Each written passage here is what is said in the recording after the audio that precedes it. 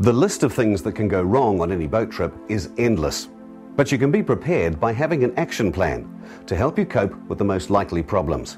By thinking through the actions you can take and having them in the right order, you greatly increase your chance of coming home safely.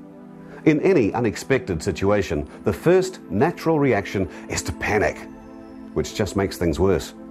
Preparation prevents panic. If you find yourself in any sort of emergency, the law and common sense requires that everyone puts on a life jacket. That's if you weren't already wearing one. Then check quickly to see if anyone's hurt. In most cases, you'll send a mayday or pan-pan immediately, giving your position. If you later manage to control the situation, a distress message can be easily cancelled. 10 south, 148 degrees, 53 east. We are abandoning ship. I repeat, abandoning. There are 4 common life-threatening emergencies: capsize, or having a large volume of water suddenly entering the boat; man overboard; fire or explosion; or collision with a boat or rocks, which is very dangerous at higher speeds. Other serious emergencies include engine failure, medical problems or injury, running aground, and taking on water due to a leak. After sending a mayday or pan-pan, putting on life jackets, and briefing your crew, your action plan needs to include the following.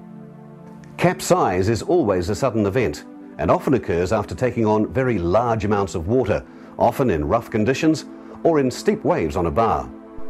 Most boats float, and staying with the boat is always best unless the shore's very, very close. Don't swim for shore unless you're wearing a life jacket.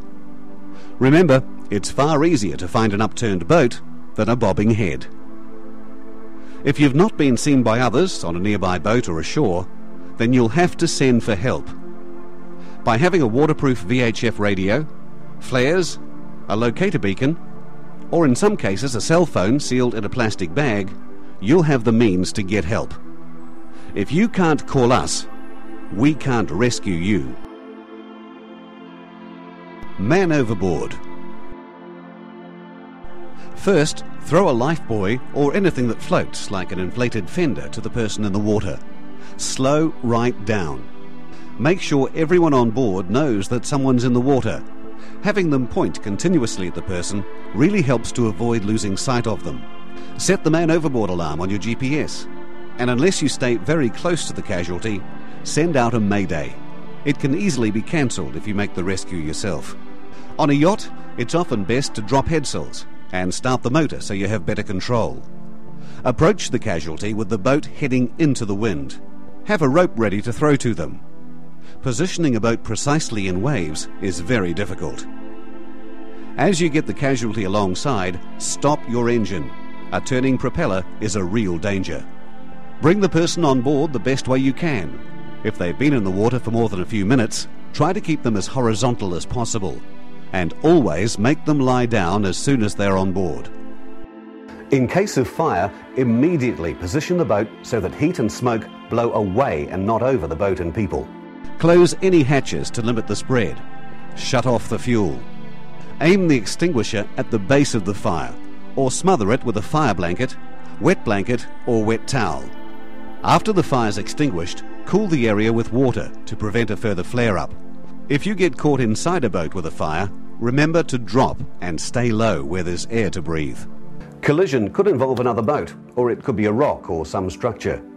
Immediately put the engine into neutral. If someone's been thrown overboard, throw them flotation. Check everyone for injuries, and then check the boat to make sure water's not coming in. You'll need to prioritize your actions if someone's seriously injured or the boat is badly damaged. Give clear instructions to your crew, and remember, you have a duty to assist people on the other boat as well as on your own. If you're taking on water, you may be able to stem the flow with cushions or other objects. The more time you can gain, the longer you'll have available to cope.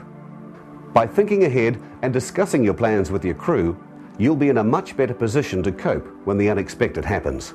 The 2 most common reasons for your engine to fail to start are either running out of fuel or a flat battery. Check that the fuel lines and battery leads are properly connected. If your engine won't start for some other reason, check the troubleshooting guide in your engine handbook before calling for help. This may help you to fix the problem yourself. If not, you'll need to seek assistance via radio or phone. If you own a boat, there'll surely come a time when you have an emergency. How you cope, and in some cases whether you survive, will depend on how well you've prepared. Boating is a very safe pastime for those who are well prepared and don't simply rely on their own ability or luck. But it's dangerous for those who don't prepare for the worst and those who assume it'll never happen to them.